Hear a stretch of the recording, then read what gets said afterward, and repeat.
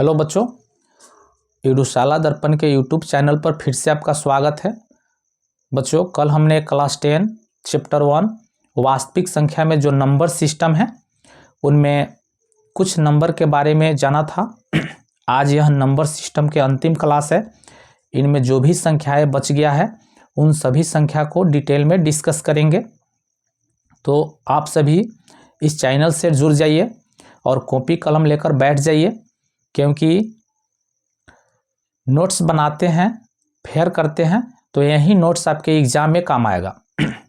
और दूसरी बात, जो भी बच्चे नए हैं तो हमने क्लास 10 मैथ्स का एक पार्ट बना चुका हूं, उसमें जाइए और वहां देखिए वीडियो को, तब इसको देखिए और अच्छा से समझ में आएगा।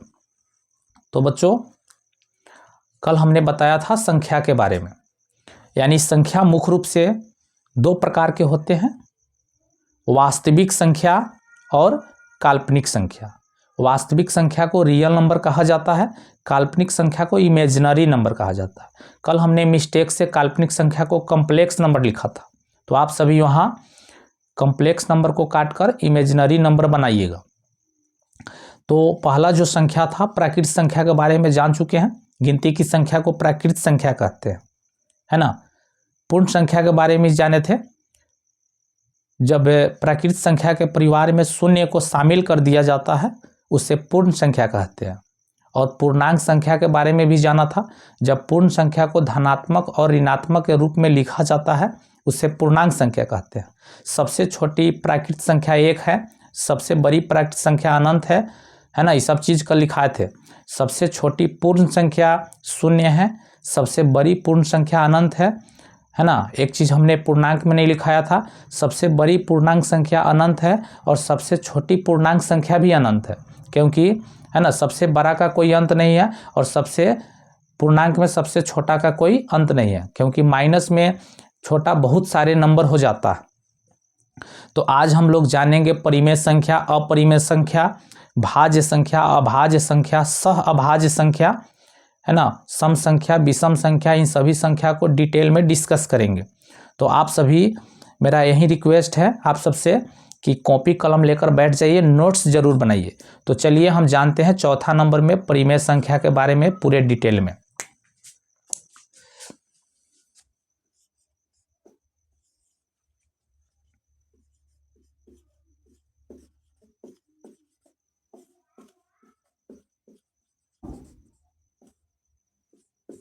परिमेय संख्या को रेशनल नंबर कहा जाता है, रेशनल नंबर।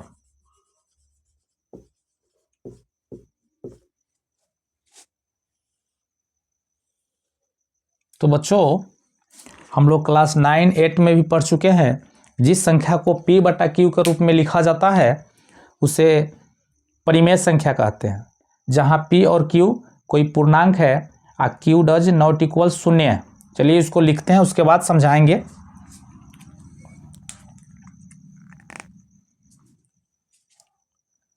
जब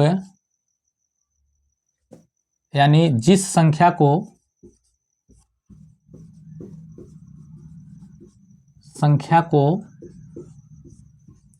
P बटा Q के रूप में लिखा जा सके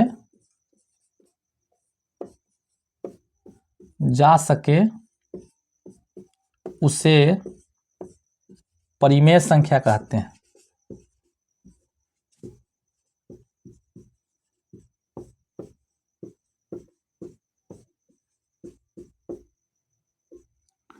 जहां P और Q कोई पूर्णांक है और Q डज नॉट इक्वल 0, यानी Q कभी 0 नहीं हो सकता। चलिए इसको हम डिटेल में डिस्कस करते हैं एग्जाम्पल के साथ। मेरे प्यारे बच्चों, यहाँ पे लिखा हुआ है जिस संख्या को P बटा Q के रूप में लिखा जाता है उसे परिमेय संख्या कहते हैं। P और Q कोई पूर्णांक है, यानी P और Q के स्थान पर कोई भी पूर्णांक संख्या आ सकता है। हमने बता दिया है पूर्णांक किसको कहा जाता है पिछले वीडियो में, है ना। पूर्णांक प्लस में भी हो सकता है, माइनस में भी हो सकता है, शून्य भी हो सकता है, बट यानी Q के स्थान पर शून्य नहीं हो सकता है। तो एग्जाम्पल के साथ समझेंगे। जैसे हमने लिखा 4/3, तो इसमें 4 पूर्णांक है, 3 पूर्णांक है, तो यहाँ परिमेय हो जाएगा। नीचे 0 नहीं आना चाहिए, Q यहाँ है, यानी Q के स्थान पर शून्य नहीं होना चाहिए। चलिए एक और एग्जाम्पल लिखते हैं, -2/3। तो यहाँ माइनस में है, उससे कोई फर्क नहीं पड़ता है, क्योंकि पूर्णांक माइनस में होता है। 3 भी पूर्णांक है तो परिमेय हो जाएगा। जैसे और हम लिखते हैं 5, तो ये भी परिमेय, क्योंकि नीचे हम 1 लिख सकते हैं। तो 5 भी पूर्णांक, 1 भी पूर्णांक, तो यहाँ पूरे संख्या जो होगा वह परिमेय हो जाएगा। एक और एग्जाम्पल लेते हैं, है ना। अगर हम लिख देते हैं 5/0, तो यह परिमेय है कि नहीं बताइए आप लोग कमेंट में। तो बच्चों यह परिमेय संख्या नहीं है, क्योंकि हमने यहाँ लिखा है Q के स्थान पर 0 नहीं आना चाहिए, यानी नीचे जब 0 आ जाएगा तो यहाँ परिमेय नहीं होगा, अभी परिमेय नहीं है। अगर इसी को हम लिखते, है ना, 0/5, तो ये क्या है, यह परिमेय है। ऊपर शून्य होगा तो परिमेय होगा, नीचे शून्य, है ना, होगा तो परिमेय नहीं होगा। क्यों नहीं होगा इसको भी हम प्रूफ करके बता देते हैं, ये दोनों को, कि ई वाला परिमेय नहीं है, आई वाला परिमेय है। चलिए इसको हम पहले देखते हैं। 5/0 का मतलब हुआ कि हम 5 में 0 से भाग दे रहे हैं, यानी 5 जो है बीच में लिखेंगे और 0 को यहाँ भाग दे रहे हैं। तो अब बताइए 0 के टेबल यानी 0 के पहाड़ा कितना बार पढ़ेंगे कि 5 होगा। तो ये असंभव है। क्या है, असंभव। 0 के पहाड़ा में कभी 5 आएगा नहीं आएगा, इसलिए यह क्या है, असंभव है। अब इसको देखते हैं, यहाँ पे 0/5 है, तो हमने 0 को बीच में लिखा, नीचे वाले को यहाँ लिखा जाता है क्योंकि इससे हमको भाग दिया जाता है ना। तो 5 में अब यहाँ सोचिए 5 के पहाड़ा हम कितना बार पढ़ेंगे कि 0 आ जाएगा। तो 5 के पहाड़ा 0 बार पढ़ेंगे, यानी 5 में 0 से गुना करेंगे 0 में, है ना, 0 में 5 से, तो यहाँ क्या आ जाएगा, शून्य आ जाएगा। तो ये संभव है। क्या है, संभव है। इसलिए 5/0, है ना, क्या है, परिमेय नहीं है, और 0/5 परिमेय है। तो यहाँ हमने शून्य के बारे में कुछ जाना। तो आपसे कभी भी पूछा जाए परिमेय संख्या का एग्जाम्पल, इसको याद रखना है। दूसरी बात, जो चीज़ आपके एग्जाम में आएगा उसको हम बताते हैं। जैसे आप स्क्वायर नंबर के बारे में जाने होइएगा, है ना। जैसे 1 का स्क्वायर 1, 2 का 4, 3 का, है ना, 9 होता है, इस तरह से 5 का 25। तो आप सभी स्क्वायर नंबर जरूर याद कीजिएगा। वर्गमूल इसको कहा जाता है, रूट को। तो रूट के अंदर कोई भी स्क्वायर वाला नंबर हो, है ना, जिसका जोड़ा लग जाए वहाँ परिमेय होता है। जैसे आपसे कहा जाए √4, बताइए परिमेय है कि नहीं है। तो यह है, क्योंकि √4 है, इसको हम तोड़ेंगे तो 2 × 2, यहाँ स्क्वायर बन रहा है, डबल 2 से 1 2 को बाहर करते हैं, तो यहाँ क्या हो जाएगा, परिमेय हो जाएगा। सिंपल सी बात है, जब रूट से कोई भी संख्या बाहर निकल जाता है तो वहाँ परिमेय हो जाता है। बाहर नहीं निकलता है वहाँ अपरिमेय हो जाता है ना। एक और एग्जाम्पल लेते हैं। अगर आपसे कहेंगे √8, तो बताइए यहाँ परिमेय है कि नहीं है। तो आप कहिएगा यहाँ परिमेय नहीं है। क्यों नहीं है, तो हम इसको जानते हैं। इसलिए नहीं है क्योंकि 8 को हम स्क्वायर नहीं बना सकते। जैसे ही 8 को तोड़िएगा 2 गुने 2 गुने 2, 2 दूना 4, 4 दूना 8, यहाँ तो स्क्वायर बन जा रहा है बट इस 2 का नहीं बन रहा, इसलिए परिमेय नहीं है। चलिए एक और एग्जाम्पल जानते हैं, उसके बारे में डिटेल में डिस्कस करेंगे। तो बच्चों एक मेरा क्वेश्चन है ना, निम्नलिखित में कौन परिमेय संख्या है? इसी टाइप से आपके एग्जाम में क्वेश्चन आएगा, परिमेय संख्या। तो यहां पे हम एक ऑप्शन बनाते हैं, √3, option B √15, option C √25, option D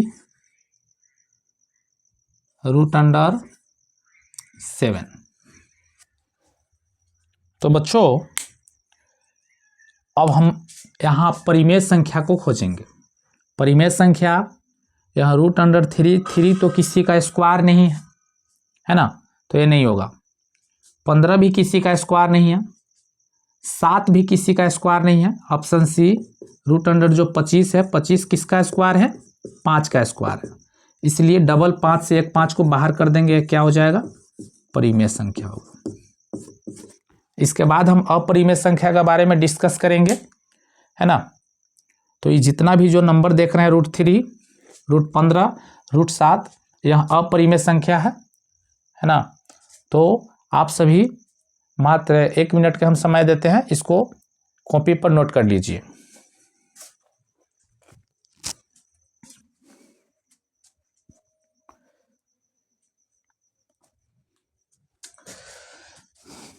चलिए तो इसको नोट करते हैं, सॉरी इसको मिटाते हैं। इसके बाद अपरिमेय संख्या के बारे में जानेंगे।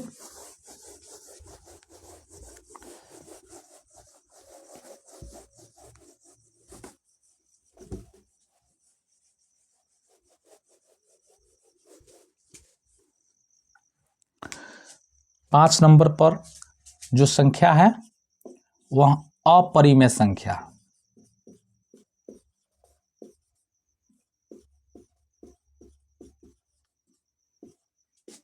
अपरिमेय संख्या को इरेशनल नंबर कहते हैं।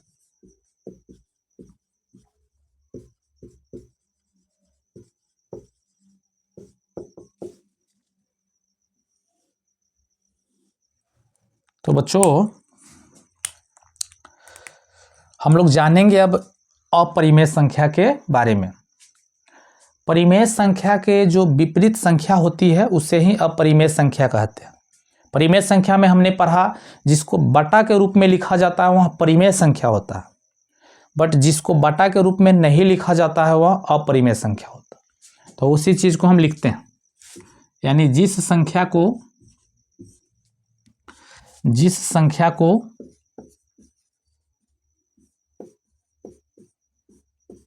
P/Q के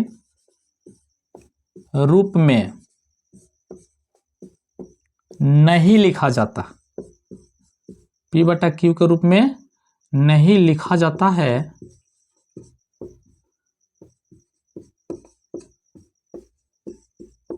उसे अपरिमेय संख्या कहते हैं।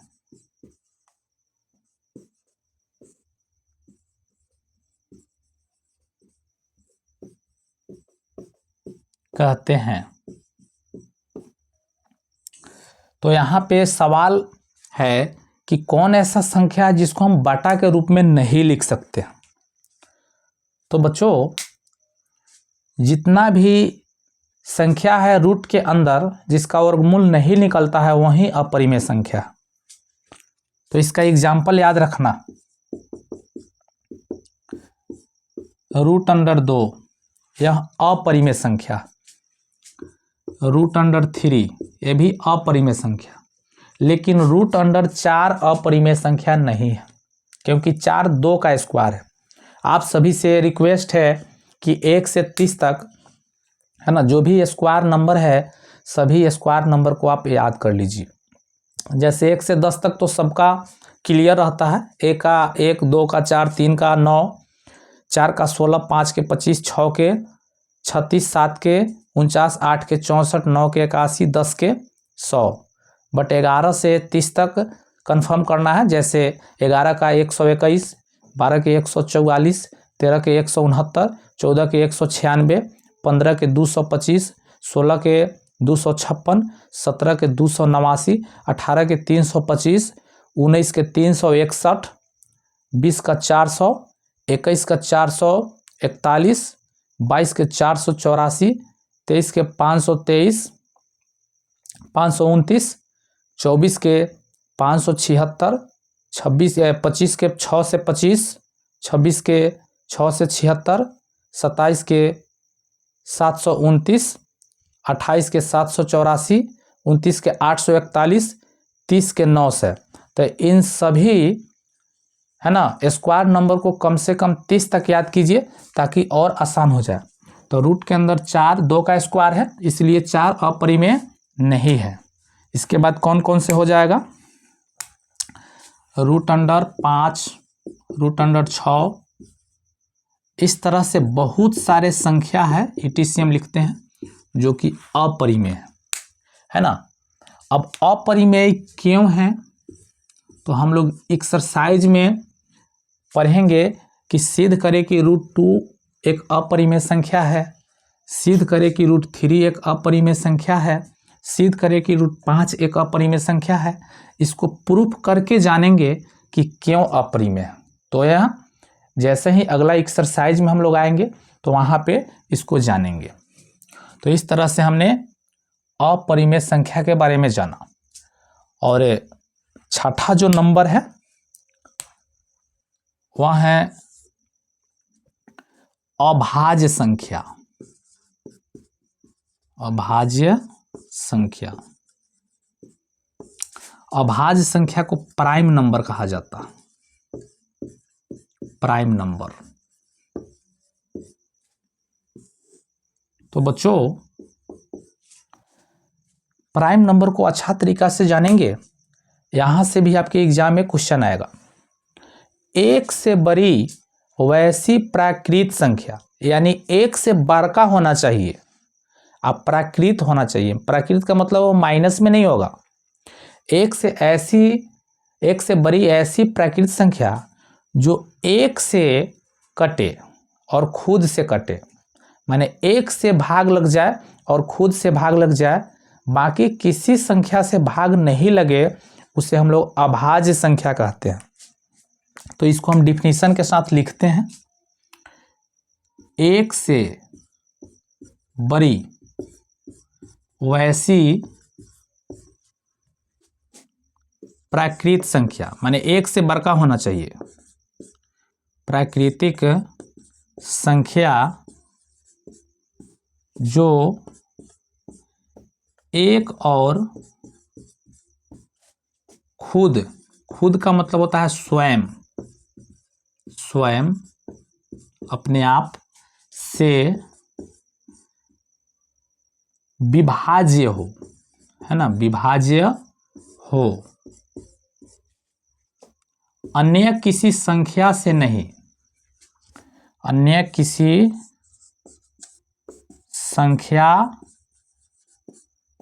से नहीं, उसे भाज्य संख्या कहते हैं। उसे भाज्य नहीं, अभाज्य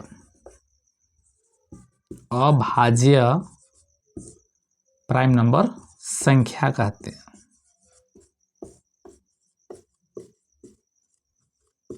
तो मेरे प्यारे बच्चों, हमने जाना एक से बड़का वैसी संख्या जो एक और खुद से कटे, बाकी किसी से नहीं कटे, उसे अभाज्य संख्या कहते हैं। तो इसको हम एग्जाम्पल के साथ जानेंगे कि कौन ऐसा संख्या है जो एक से बड़का है और एक और खुद से कटता है, किसी से नहीं कटता। तो सबसे पहला जो अभाज्य संख्या है वह 2 है। यहीं से आपके एग्जाम में क्वेश्चन आता है कि सबसे पहला अभाज्य संख्या, सबसे छोटा अभाज्य संख्या कौन है?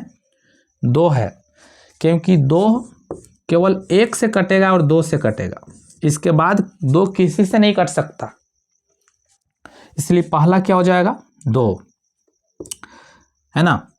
जो दूसरा 3 भी हो सकता है, 3 भी किससे कटेगा? 1 से कटेगा और 3 से कटेगा, बाकी किसी संख्या से नहीं कटेगा। 3 के बाद क्या हो जाएगा? 5।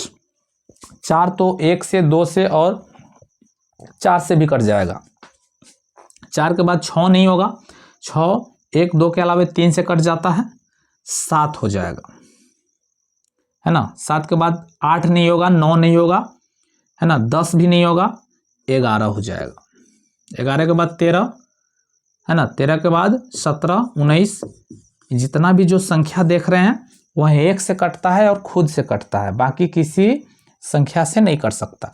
जैसे हम इसमें किसी एक संख्या को जांचते हैं, 19 को ही जांच लेते हैं, तो 19 1 के पहरा में आता है और 19 के पहरा में आता है, बाकी किसी पहरा में नहीं आता। इसलिए यह जितना भी संख्या है वह क्या है? अभाज्य संख्या है। इसको समझने के लिए हम नीचे नोट किए हैं। अब हम लोग नोट में एक चीज जानेंगे, है ना। यहाँ पे नोट लिखते हैं, नोट काफी इंपॉर्टेंट चीज, यहाँ VVI लिख देते हैं, यही सब चीज आपके एग्जाम में आता। सबसे पहला चीज है कि ऐसे क्वेश्चन आपके एग्जाम में नहीं आएगा। इसमें से एक आ सकता है कि सबसे छोटा जो अभाज्य संख्या है वह क्या है? तो वह जो है 2 है ना। लेकिन क्वेश्चन आपसे पूछ दिया जाए, बताइए 1 और 10 के बीच में कितने अभाज्य संख्या है? तो 1 और 10 के बीच में 3 भी हो सकता है, 2 भी हो सकता है, 3 भी हो सकता है और 5 भी हो सकता है, 7 हो सकता है, लेकिन 11 तो 10 से ज़्यादा हो गया। तो इस तरह से हम काउंट करते हैं तो 1 2 3 4, 4 ऐसे संख्या है जो 1 और 10 के बीच में होता है, ठीक है। तो आपसे पूछ दिया जाए 1 और 50 के बीच में कितने अभाज्य संख्या है, 1 और 100 के बीच में कितने हैं, 1 और 150 के बीच में कितने हैं, 1 और 200 के बीच में कितने हैं, तो इस सबको याद रखना। तो उसको हम नोट में लिख देते हैं कि 1 और 10 के बीच कुल 1 2 3 4 अभाज्य संख्या है, अभाज्य संख्या। अब आपसे डायरेक्ट पूछा जाए 1 और 50 के बीच कितने अभाज्य संख्या, यानी कुल कितने अभाज्य संख्या, तो आप कहिएगा 15। लिख कर भी आप काउंट कर सकते हैं, लेकिन इसको याद रखिएगा, जल्दी एग्जाम में ऑप्शन बनेगा आपसे, अभाज्य संख्या, है ना। तीसरा आपसे कहा जाए 1 और 100 के बीच में कितने अभाज्य संख्या, तो 1 और 100 के बीच में 25 अभाज्य संख्या, जो कि काफ़ी इंपॉर्टेंट है। तो यहाँ से भी आपसे क्वेश्चन पूछा जाए, सबसे छोटी अभाज्य संख्या 2 है ना। और एक चीज़ और याद रखिएगा कि 2 ही एक ऐसा अभाज्य संख्या है जो सम है, यानी इवन नंबर है, बाकी जितना भी अभाज्य संख्या होता है वह विषम नंबर में आता है। तो 1 मिनट का समय देते हैं, इन सभी टॉपिक को आप अच्छा से नोट कीजिए।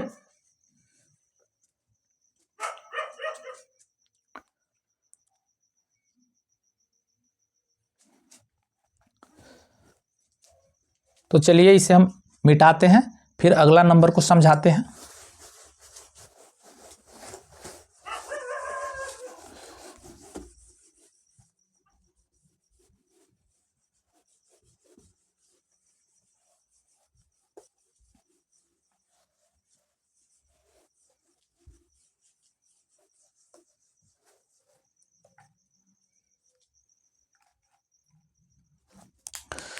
चलिए 7 नंबर पर जो नंबर है वह भाज्य संख्या है। अभाज्य के बाद कौन सी संख्या है? भाज्य संख्या। भाज्य संख्या को हम लोग कंपोजिट नंबर कहते हैं, कंपोजिट नंबर कहते हैं। तो जानेंगे कंपोजिट नंबर के बारे में। भाज्य का ही उल्टा है ना, अभाज्य का ही उल्टा भाज्य होता है। हमने अभाज्य में जाना था, एक और खुद से कटेगा वहाँ भाज्य संख्या होगा, यानी अभाज्य संख्या होगा। लेकिन एक और खुद के अलावे दूसरा से कट जाएगा, वहाँ भाज्य संख्या हो जाता। तो इसको हम आसान भाषा में लिखते हैं, एक से बड़ी वैसी प्राकृत संख्या जो एक और खुद के अलावे, एक और खुद के अलावे अन्य से भी विभाज्य हो, अन्य से विभाज्य हो, उसे भाज्य संख्या कहते हैं।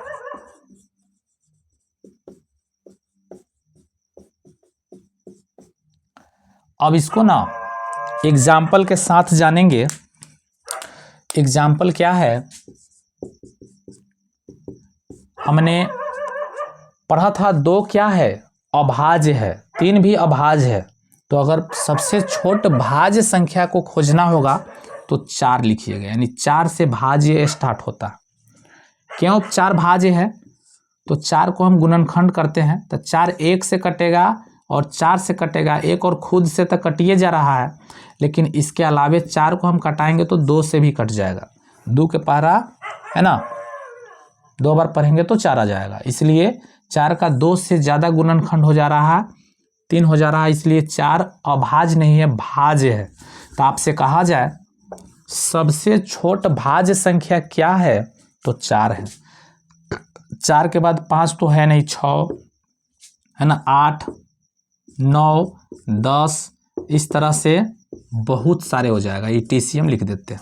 यह क्या है, भाज्य संख्या, क्योंकि एक और खुद के अलावे दूसरा से कट जाता है। खुद का मतलब 4 हुआ, 6 है तो 6 खुद हो गया, है ना। इस तरह से हम लोग भाज्य के बारे में जाने। तो इसमें नोट्स में एक चीज़ याद रखिएगा कि सबसे छोटी भाज्य संख्या क्या होता है, तो 4 होता है। बस इतने याद रखना। आपसे कहा जाए कि सबसे छोटी अभाज्य संख्या तो 2 होता है, सबसे छोटी भाज्य संख्या तो 4 होता है। यही सब आपके एग्जाम में ऑब्जेक्टिव बन के आता है। बच्चा कंफ्यूज करता है, सबसे छोटी भाज्य है कि अभाज्य है कि पूर्णांक ही प्राकृतिक है। ये सब चीज़ आपको याद रखने की ज़रूरत है। तो इस तरह से हम लोग कौन से संख्या जाने, भाज्य संख्या। अब जो 8 नंबर का जो संख्या है उसको जानेंगे सह अभाज्य संख्या। अभाज्य संख्या, सह अभाज्य संख्या को ना को प्राइम नंबर कहा जाता है, को प्राइम नंबर। तो मेरे प्यारे बच्चों, जो सह अभाज्य संख्या है उसको हम जानेंगे डिटेल में कि वैसी संख्या है ना, वैसी संख्या जिसका मसा 1 आवे उसे सह अभाज्य संख्या कहते हैं। तो कौन ऐसी संख्या जिसका मसा 1 आता है, मसा का मतलब HCF है ना। तो जैसे इसका हम एग्जाम्पल जानेंगे, पहले इसका डेफिनेशन लिख देते हैं। आप सभी ना कॉपी पर नोट कर लीजिएगा, ब्लू पेन से लिखते हैं। वैसी संख्या जिसका मसा HCF को कहा जाता है, HCF 1 हो, है ना, 1 HCF बराबर 1 हो, उसे सह अभाज्य संख्या कहते हैं। अभाज्य संख्या कहते हैं। तो कौन ऐसा संख्या है जिसका मस्सा 1 आता है? तो बहुत सारे संख्या हो जाएगा, जैसे 2 और 3 दोनों का जब मस्सा निकालिएगा तो इसका आंसर 1 आएगा, इसलिए 2 और 3 मिलकर कौन से संख्या बनाएगा? सहभाज्य। 16 और 9 दोनों मिलकर सहभाज्य बनाएगा। कैसे बनाएगा? तो इसको हम एग्जाम्पल के साथ जानेंगे। 2 में जब 3 से भाग देंगे, भाग विधि से मस्सा निकालेंगे, इस तरह से 3 को बीच में, 2 को यहाँ, तो 2 के पहरा एक बार पढ़ेंगे, 2 शेष 1 आया, फिर इस 2 को यहाँ नोट करेंगे, 1 के पहरा 2 बार पढ़ेंगे तो 2 कट गया, यानी यहाँ जो आंसर आया इसका मस्सा कितना आया? 1 आया। जब मस्सा 1 आया तो यह दोनों संख्या 2 और 3 कैसी संख्या है? तो यह जो है सहअभाज्य संख्या है। अब यहाँ पे एक और चेक कर लेते हैं। 16 में 9 से डिवाइड करते हैं, बड़े वाले को बीच में लिखते हैं, तो 9 के पहरा एक बार पढ़िए, 9, 7 शेष आया, 16 में से 9 घटाइएगा 7 आएगा, है ना। यहाँ 9 को नोट करेंगे, 7 के पहरा एक बार 7, 2 शेष आया, फिर 7 को यहाँ 3 दूना 6, 1 शेष आया, फिर 2 को यहाँ नोट करेंगे, 2 के पहरा, है ना, 1 के पहरा 2 बार पढ़ेंगे, 2 आ जाएगा। तो यहाँ पे जो आंसर आया कितना आया? 1 आया, यानी मस्सा 1 आया। तो यह 16 और 9 कैसी संख्या होगी? सहअभाज्य संख्या होगी। तो हम लोग जान गए सहअभाज्य संख्या के बारे में। जब 2 संख्या का मस्सा HCF 1 आवे तो उस प्रकार की संख्या को सहअभाज्य संख्या कहते हैं। जैसे 3 और 5 का भी मस्सा निकालिएगा तो एक ही आंसर आएगा, तो ये भी सहअभाज्य संख्या है। तो इस तरह से सहअभाज्य संख्या बहुत सारे हो सकता है, etc। तो हमने जाना सहअभाज्य संख्या के बारे में। चलिए कुछ समय देते हैं, इसको नोट कर लीजिए।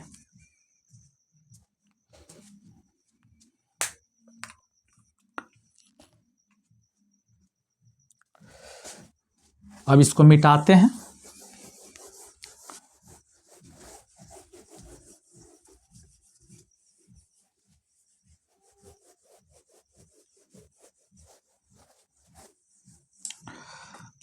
आज हमने जाना परिमेय संख्या, अपरिमेय संख्या, अभाज्य संख्या, भाज्य संख्या, सहअभाज्य संख्या। एक और दो छोटी सी नंबर है, 2 छोटी सी नंबर है ना, सम संख्या, विषम संख्या। ये तो बचपन से ही पढ़े आ रहे हैं कि जो संख्या 2 से डिवाइड हो जाता है, यानी 2 से कट जाता है, उसे सम संख्या कहते हैं, और जो संख्या 2 से नहीं कटता है उसे विषम संख्या कहते हैं। जैसे 2, 4, 6, यानी जोड़ा जिसका लग जाएगा वह सम संख्या होगा, जिसका जोड़ा नहीं लगेगा वह विषम संख्या हो जाएगा। तो इस तरह से नंबर सिस्टम में इम्पोर्टेंट नंबर को हमने पूरे डिटेल में डिस्कस किया है। जैसे प्राकृतिक संख्या, पूर्ण संख्या, पूर्णांक संख्या, परिमेय संख्या, अपरिमेय संख्या, अभाज्य संख्या, भाज्य संख्या, सहअभाज्य संख्या, सम संख्या, विषम संख्या, इन सभी संख्याओं के बारे में हम लोग डिस्कस कर लिए हैं। यही है आपका नंबर सिस्टम, यानी संख्या पद्धति। यहीं से सवाल आपके एग्जाम में नाचेगा, घूमेगा। तो आप सभी जो भी नंबर सिस्टम का हम नंबर लिखाए हैं, इन सभी नंबर को नोट्स बना लीजिएगा और रिवीजन कर लीजिएगा। अगले दिन हम एक्सरसाइज चालू करने वाले हैं। जो भी बच्चे नंबर सिस्टम समझे होंगे तो पक्का है यहाँ से आपके एग्जाम में 2 से 3 नंबर, 4 नंबर का प्रश्न निश्चित है आएगा। तो फिर मिलेंगे अगले वीडियो में एक्सरसाइज के साथ। जो भी क्वेश्चन है NCERT का एक्सरसाइज 1.1 है ना, वहाँ से डिस्कस करेंगे। तो बच्चों चलते हैं। जय हिंद, थैंक यू, बाय बाय।